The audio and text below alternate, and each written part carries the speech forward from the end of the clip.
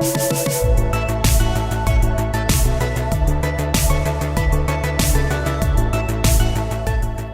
welcome to the Extra Podcast. What a great time to be back here with radio that'll influence the world. Today, this show is going to be heard across the nation.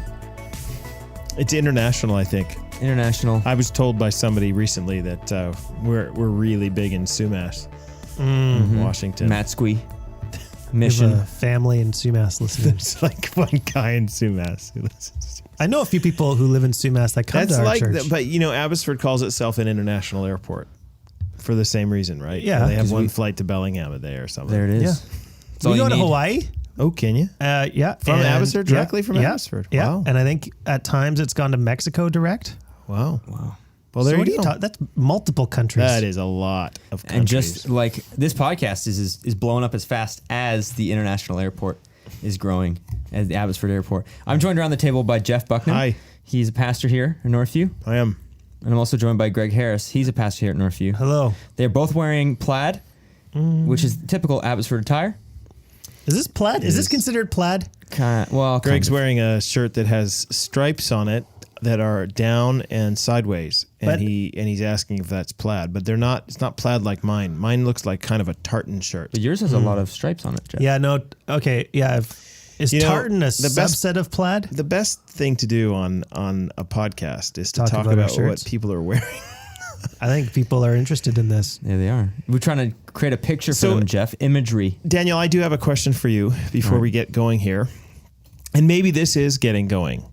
But Daniel, there is speaking of like trends that are taking over the world, Fortnite is taking over the world. Fortnite is a video game that is free to play on PS4 and Xbox One. Never heard of it. I think they're trying to get it on your cell phone to ruin your entire life.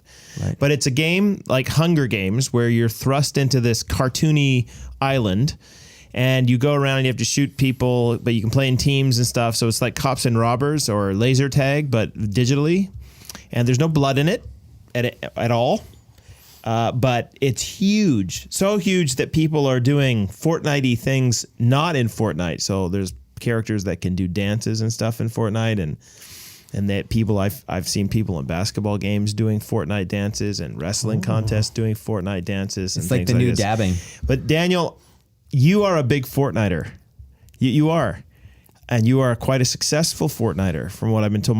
My son has played with you several times, 2 sons, and both of them have played with you several times and have won some of the Fortnite games. 100 people in each little Hunger Games contest, and Daniel basically hides in a bush until the end when and then he shows up and tries to win. So it's kind of cute, but I'm watching a YouTube video you can of watch some of the YouTube. Fortnite dancing. This is perfect because now the people can see what you're watching right now. There's Greg. legitimately one of the guys that does the exact same dance move I do at weddings every time.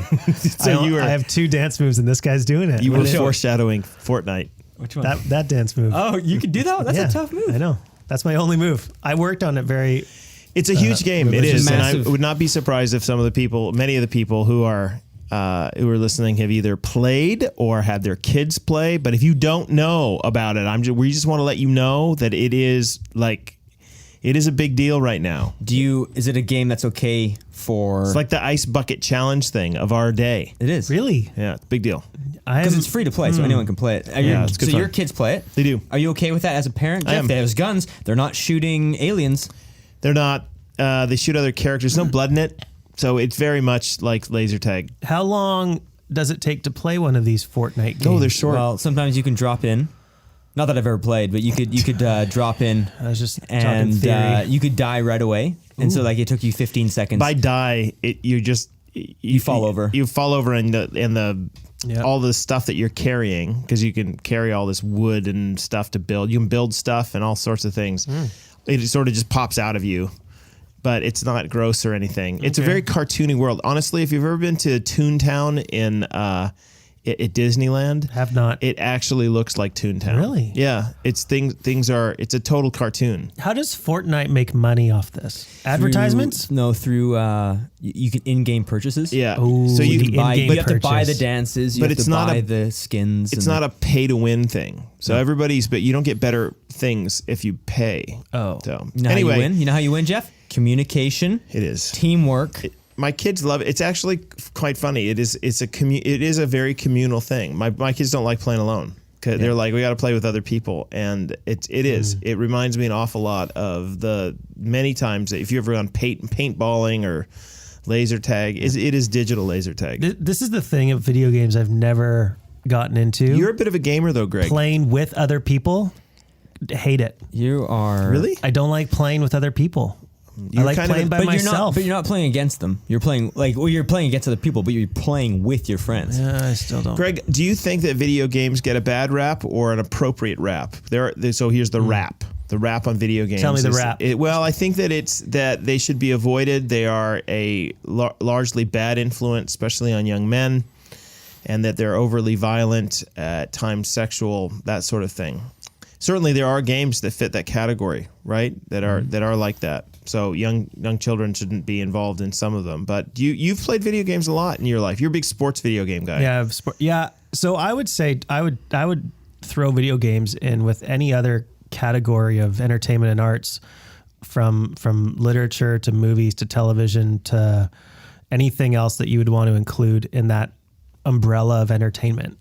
And to be as broad brushy with video games as you are with anything else. It's the equivalent to Netflix. It's going to eat the same amount of time up as with just sitting there and watching Netflix, except you're more active in it rather than passive. Well, that's a very positive framework. I will say this: watching my kids play, they are, especially games like Fortnite and some of the others. It is for boys. It's a communal thing. Yeah. Like it can sit there for 4 or 5 hours and laugh their heads off about all sorts of stuff. Yeah. And they do it together. If my kids were sitting there alone doing it all the time, I Like think that me? Well, I think that I would struggle a little bit with the amount of time spent just doing something on your own that doesn't involve anybody else. Yep. It can be problematic. It's like every technology though. It's got its weaknesses in that regard, that it can end up sucking your time and thoughts and everything into it. I think that one of my kids right now is actually addicted to it. Yeah, I think he wakes up at night thinking he's in Fortnite. So we're going to have to put a stop to that. Yeah, we're going to have to. I'm going to make him play with me every time so that he loses. No, are you good at the Fortnite? No, I'm not good at My the favorite, Fortnite. Jeff, is when I'm playing with one of your sons, and then you come walking in the room, and we just hear you yelling at us. Yeah, I do. And then we inevitably lose when you walk in. I'm a tactician. I'm the guy on the side. I'm the guy on the side yelling at them. Listen, you need to understand. You need to get your guys over here and not there because they're going to get you. And then they get you. And I yell at Daniel. So it's been good fun. Sounds like it. It is. Anyway, it's a live discussion. The video game discussion. It is actually. Technology in general is a live discussion. And it's interesting how I have this theory. I think that technology tends to be it tends to exaggerate the sins that are already present. Does that make sense? I think that if you I've been thinking about the use of phone and stuff. If you're kind of an introvert, phones can help you become more of one. Right? Instead of getting out of yourself and going and meeting somebody new, you can end up just isolating yourself onto your cell phone and reading things. I've noticed that in myself. So it tends to exaggerate things that are already true about you. If you're a real extrovert, you'll use your phone to do all sorts of extroverted kinds of things, right? Right. And it also gives opportunity for you to feel, you know how people when they're driving in a car, they oftentimes will make hand gestures or do things and act in ways that they would never do if they're walking down in Costco with their cart because there's no barrier between them, right? I think that phones, and this is how I explain YouTube comments and or cyberbullying, right? All that kind of stuff is that people feel a distance through the technology. They feel a distance, and so as a result, they feel free to act in ways that they wouldn't normally act because the societal structures are there. So the thing is that there's a TV show that I don't recommend. It's on Netflix. I think it's called Black Mirror. But the point of the stories that they cover have to do with technology. And the reason they call it Black Mirror is because it mirrors. I mean, that's what your phone is. When you pick your phone up, it looks like a black mirror, right? But their point is, look, the technology is just going to mirror you. Right. It's just going to exaggerate. It's going to show you what you're really like. And so if you want to know what's in the heart of a person, look at their YouTube comments, right? Look at the way they talk on Facebook. Look at the way that they do Instagram and the kinds of things they're Instagramming or tweeting. If you want to know what's really going on in their heart, you'll find out by the things that make them mad on Twitter, the things that they talk about or retweet on Twitter. Greg, that's a phenomenal segue because I wanted to actually bring up the idea of Twitter. Greg's a tweeter. I'm not a big tweeter. You tweet, Greg. I'm Twitter. I'm an infrequent tweeter, but I am big on following on Twitter. Greg is Jeff is on the Twitter. He has 4 tweets. Jeff Jeff is photos. I think about that. Useless on Yeah. Twitter. That's why I went to Instagram is because I found my that favorite was your was only- first tweet was Steve told me to tweet more or something. That's like your first one. Yeah. huge following on Twitter. You're massive. Dozens. Bigger than the podcast, even on Twitter. But no, here's my thing with Twitter, and I need your guys' help with this because I don't know why I feel so strongly about this than I do. All right, man, we'll help It you has out. something to do with like spheres of influence. But when I see people who make a massive, they say something big on Twitter, okay, controversial, whatever, but they're the type of person who has a massive following and they're an expert in that field. For me, I cannot stand when nobodies will respond to this person as if their little tweets at this person are actually going to. But isn't that are going to attribute anything to that conversation? Isn't that the brilliance of the medium, though? When I say brilliance, that's the draw of the medium. I guess that's the draw of the medium, but I have a hard time. Everybody gets to have an equal voice. This is what's interesting. But is that Jeff, now their voice just becomes added noise because they're not qualified or even in that sphere to be talking social at media, that level. Social media in general, though, has that. And to be honest with you, usually because comment sections are open on Twitter, right? You can retweet or tweet back at somebody, these sorts of things, that you can actually hijack or get a larger voice because, LeBron James said this, and you can respond now to LeBron James in a way that then will draw everybody's attention to you.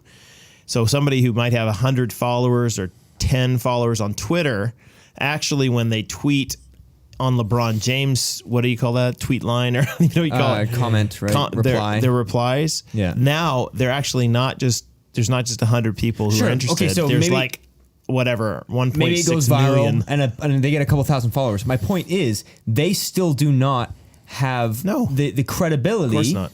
to enter into, like, if it's an academic field, right? You'd expect someone who's in academia to respond at that same level. You're asking Twitter to be something it's not. No, I'm just I have a hard time. That's why I don't like tweeting a lot of stuff because I just feel like you're just adding noise.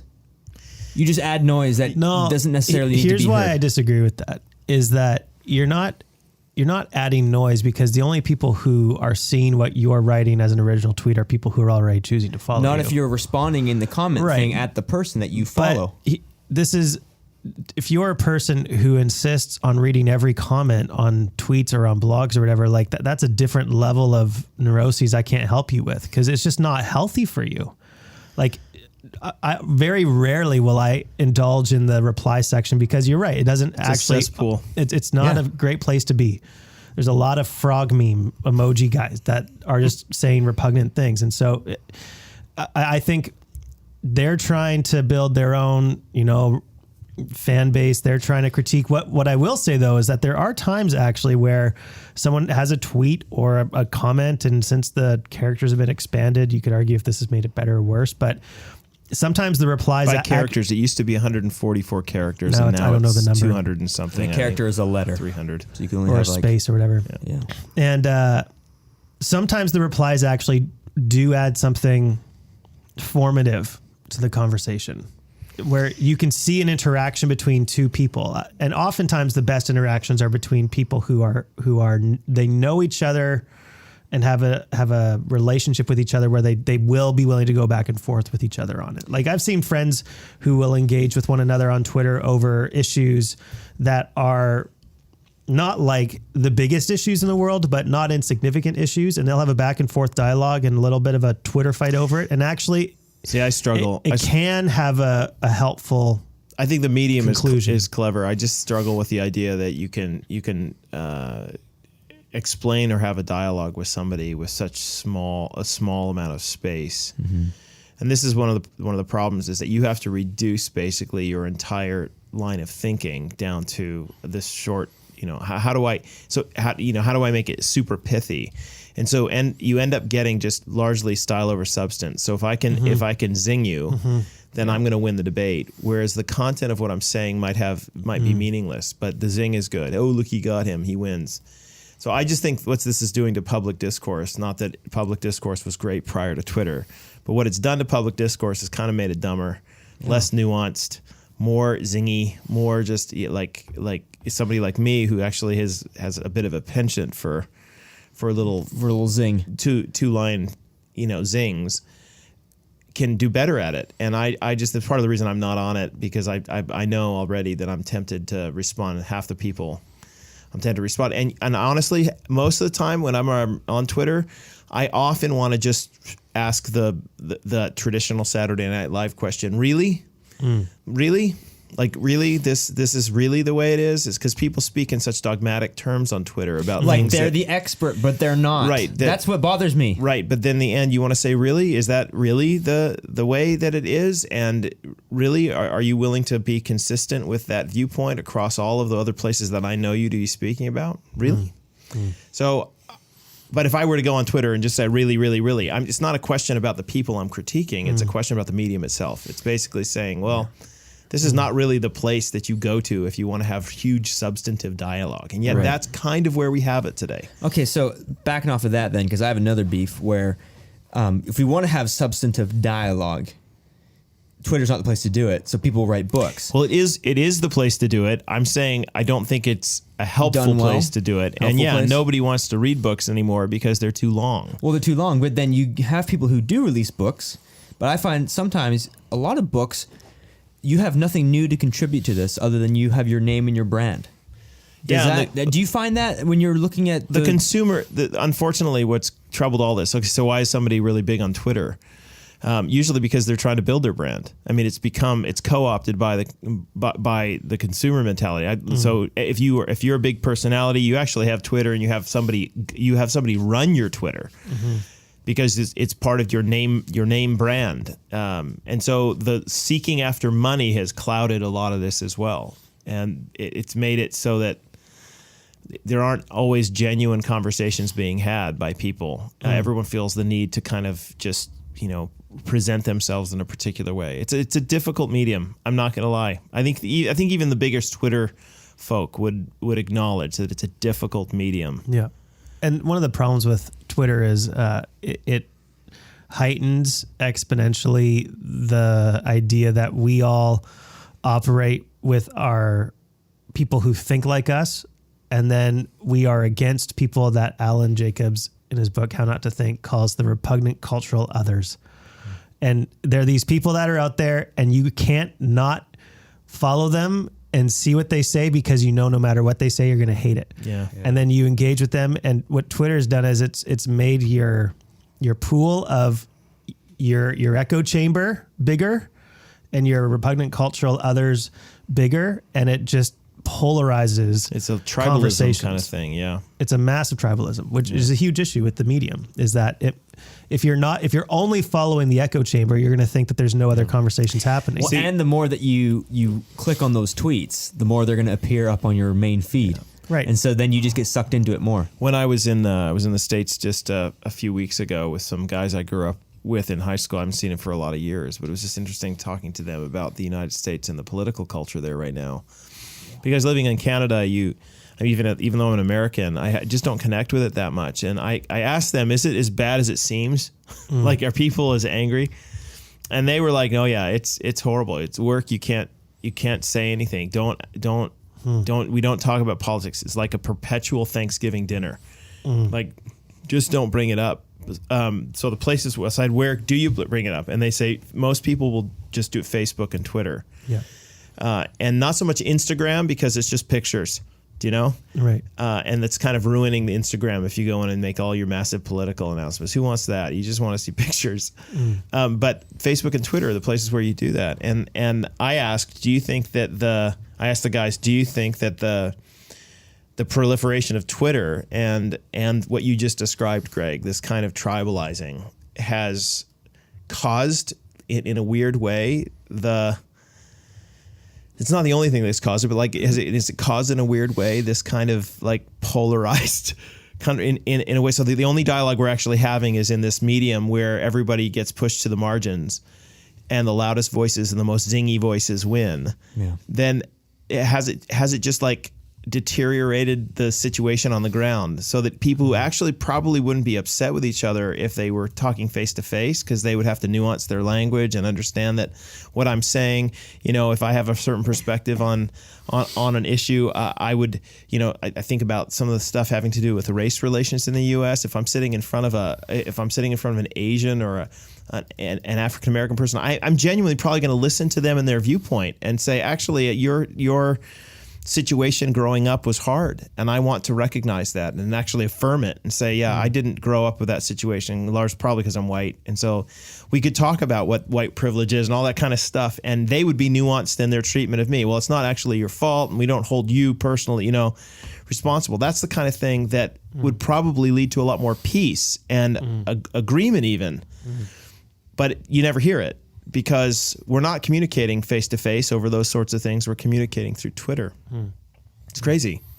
Well, and Daniel, kind of piggybacking on what you said, it's not even that the conversation is only being had by people who have some information and knowledge in the areas. It's that everyone contributes to the conversation. It's a real populist model, right? Yeah. And so everyone feels, even though they don't have expertise in the issue, they feel passionately as though their opinions are as equally valid and containing of truths as the people who have spent an entire life dedicated to a particular field of thinking. Yeah, and that's another side of it, because one side is a field of thinking, one side is a field of experience, and that experience can be massive. Someone who, I lived through the Holocaust, okay?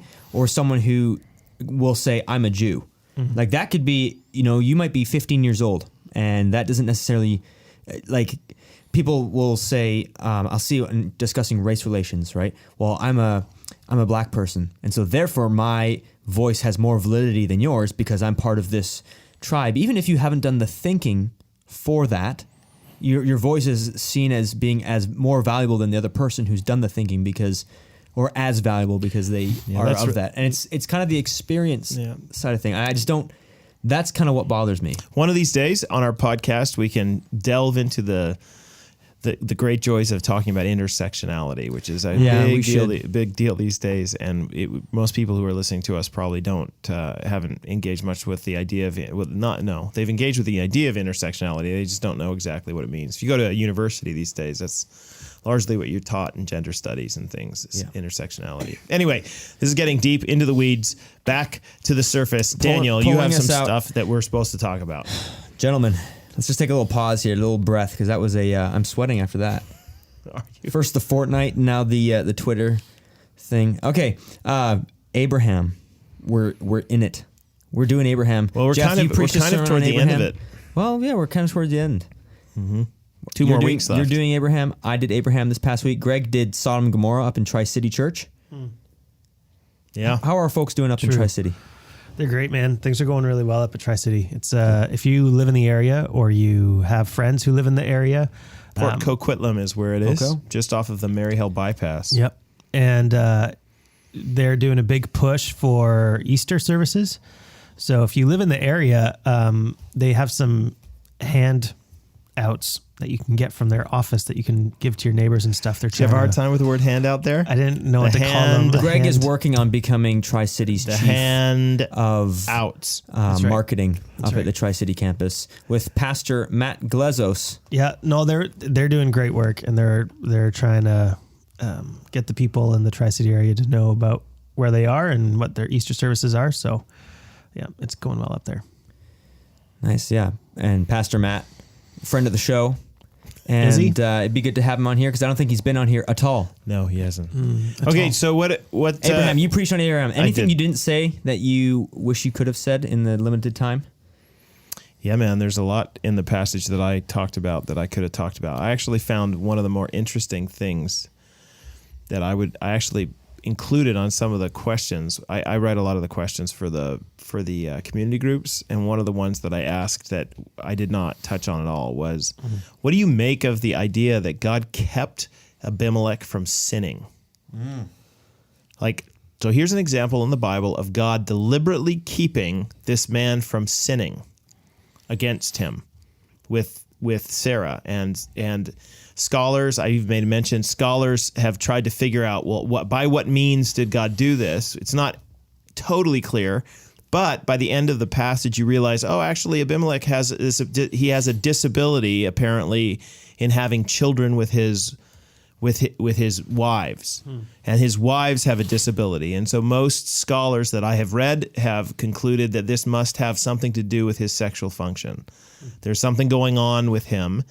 And so several scholars are like, well, the most obvious answer to this is that he's got some form of sexually transmitted disease, something causing it so that he won't actually, that he can't actually have sex with them. Now that might be pushing it too far or whatever, but the specifics aren't that important. What's important though is here's a case in the Bible where God keeps one guy from sinning against him, which should raise all sorts of questions in our mind. Why didn't God do that in Adam and Eve's case? Why wouldn't God do that in several cases? And is this guy free then? Because yes, he is free, but he's not free to sin. So there's something that God has stopped him from doing, and presumably something in his body that has stopped him, some sickness or whatever. So he's not physically capable of doing it, or it's not a desire for him at the moment. And right? why would God help someone who doesn't love him? So here's the thing. The theological question that I would love to ask in a room full of people if you could dialogue about it, is why does God stop this guy from sinning and he doesn't do it on other occasions? Right? And by what means does God stop people from sinning? Does he touch their will? Right?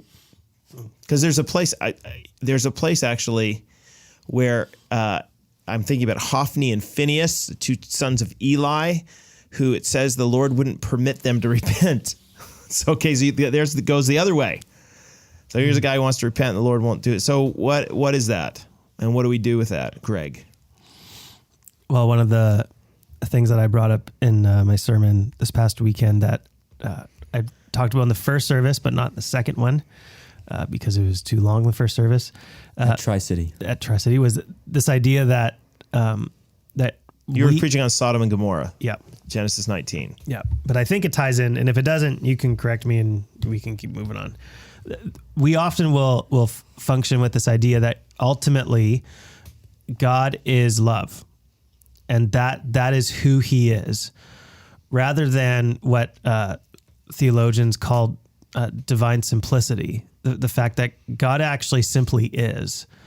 And we know about who he is by how he acts. And he acts loving. He also acts in other ways.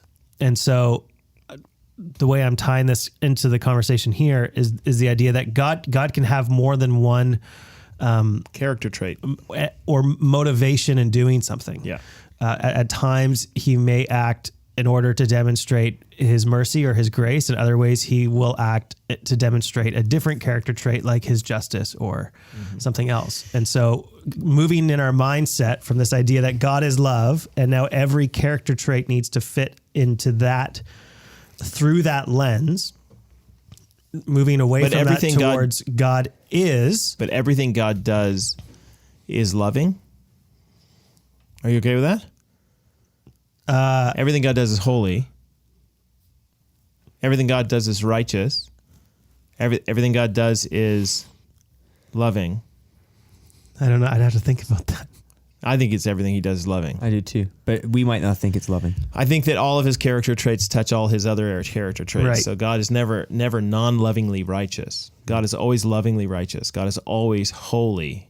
Right? He is always transcendently imminent. Yep. Now, as weird as that might sound, I just used two words. He's transcendently imminent. So his expression of one character trait does not preclude the other one. This is where it's difficult, right? But as you said, that God acts oftentimes there are different reasons why he does a particular thing. Right. In one case, as opposed to another. Right. My point, I think, in it though, is it's a really interesting thing to think about as it pertains to the sovereignty of God, because you do have these examples in the Bible where God chooses at points to stop somebody from sinning, or he chooses on some points to not allow, out of his judgment, not let them turn around. I'm thinking about Pharaoh, right? And he strengthens the heart, no matter how you view that subject, right? Whether you say, well, Pharaoh was the first one to say to God, I don't want to follow you, and God's just like letting him have what he wants, or if God himself is the one who begins that, that's a big debate. But no matter what you do, no matter what you think about that, who started it, you get in these passages about God strengthening or hardening Pharaoh's heart, you get this idea that God is he's reaching in and giving this guy resolve to fight back against him when he kind of wants to give up. So I think this raises all sorts of questions about the sovereignty of God and the freedom of people. It raises all sorts of, and whatever conclusions we come to on that, I hope that those conclusions are biblical, meaning that they embrace the whole picture of Scripture. And that's part of one of the things that I was, as somebody who's studied theology and had a background in it, when I was going through the passage, I had to sort of leave that to the side and make just one comment about it, but just sort of keep going and talk about it, because it didn't really cohere to the rest of the sermon. So that's one thing I wanted to talk about. And what's your name, Daniel? This has been the Extra Podcast. Thank you for... What? We're done? No. Oh. I'm just a little offended that you didn't know my name, Jeff. We do this program quite often. We're co-workers in Christ, co-heirs with Christ. Hey, we got a question that was sent in from a friend of the show. And she's a faithful listener. And often gives feedback. Thanks for listening. Faithful listener. Oh, faithful friend of the show. So here's a question. It's talking about God's disappointment within us, because as we see in Abraham, he is consistently disappointing, right? You'd expect this from one of God's great... Let's be clear about this. Abraham is disappointing. I was getting there. But I'm not sure I'd say God's disappointed. Ooh, okay. Expand on that. Why wouldn't God be disappointed? Is it because he knows what Abraham's going to do and he expects it? See, I'm okay saying actually that God, I have no problem with actually using the language of divine disappointment. I actually think that that's what's happening when you get to the story of Noah and stuff. It sounds the Hebrew word there that God changed his mind. It's a changing of his mind because he's like he regrets, right? God regrets what he's done. That doesn't mean that what he's done is wrong. It's just that there's a sadness that's come on him because he's like, this is just, I knew that, this is not a good thing, what's happening here. Anyway, there's a whole debate about divine repentance and stuff, which we could get into at some point, which is good fun. But I think in the story of Abraham, what you've got is a remarkably disappointing man with a remarkably disappointing family doing disappointing things left and right, and yet God continually blessing them. And this is all pictured at the very beginning, or Genesis 15, when God puts this dude to sleep, and he walks through the covenant ceremony on his own. And the point there is, Abraham, I'm not really expecting a lot from you here. I'm going to do this. I'm going to bless you. I've chosen to pin my heart to you as a child of the covenant. He didn't need, it's not like the Lord needed to go to Abraham, and he was the only guy on the earth at the time who, when God called him out of Ur, that was going to be a good deal. There are Jewish scholars who in history have tried to figure out why is it that God called Abraham. They come up with all sorts of things God must have seen in him. But that's the point. He didn't see anything in him. God just chose this man, and he decided he was going to bless him. And as a result of that love, he doesn't back out. He just keeps on coming, even to the point when Israel fails completely. ultimately, just keep turning around. God takes the truest Israelite there is, Jesus, right? Son of David, son of Abraham. He takes this one and he's the one who actually embodies all the fullness of what Israel's supposed to be. This is why you have in the Bible, in the New Testament, Jesus goes, he crosses the Jordan. He's baptized in the Jordan, and then he goes into the wilderness for how long? 40 days. For 40 days. So he's kind of reconstituting. He's like, no, I'm the real Israel. I'm the real Israelite. And so when he fulfills all the promises, he fulfills the covenant. He lives up to God's standard. He then is the rightful recipient of all the things that Abraham gets. And said those who have faith in Jesus then are the ones who are the inheritors of the Abrahamic covenant. This is actually some foundational Christian theology. It'd be a good sermon series one day. Oh, it would be fantastic. But the point in the end is that it's not something you deserve. Abraham is not a guy who is deserving. I mean, look at his kids too. When you get further down, we did a series on Jacob a few years ago. Like, Jacob's useless. He's horrible. He's a deceiving just jerk. And yet he's the one who receives the blessing. And so the point reiterated throughout the entire Old Testament over and over again is that this is all of God. God is the one who is doing his saving. God is the one who is doing the work. And you know what? We don't add a whole lot to this process. What we should add, as we'll see as we finish these last couple weeks with Abraham, what we should add is, in response to that grace, we should have faith. And our faith should show up in even remarkable acts of worship when God, in the next story, will call Abraham to sacrifice the very son that they just received, as part of the promise. Which, can you imagine how difficult that would have been? But Abraham is trusting that the Lord who provided the child was going to take care of the covenant and the promise. So you can go wherever it is that God calls you to go, do whatever it is that the Lord calls you to do, and trust that the Lord is right. And you can do. That's what grace should do in our lives, right? And that's why Abraham becomes the example of faith in Romans 4. Mm-hmm. One of the questions that was attached to this is something that you hear thrown around a lot. The idea, if you really want to get someone to feel bad about what they did, you say, "I'm not mad, I'm disappointed." That's right. I got this one growing up. I'm not mad. I'm just very, very disappointed.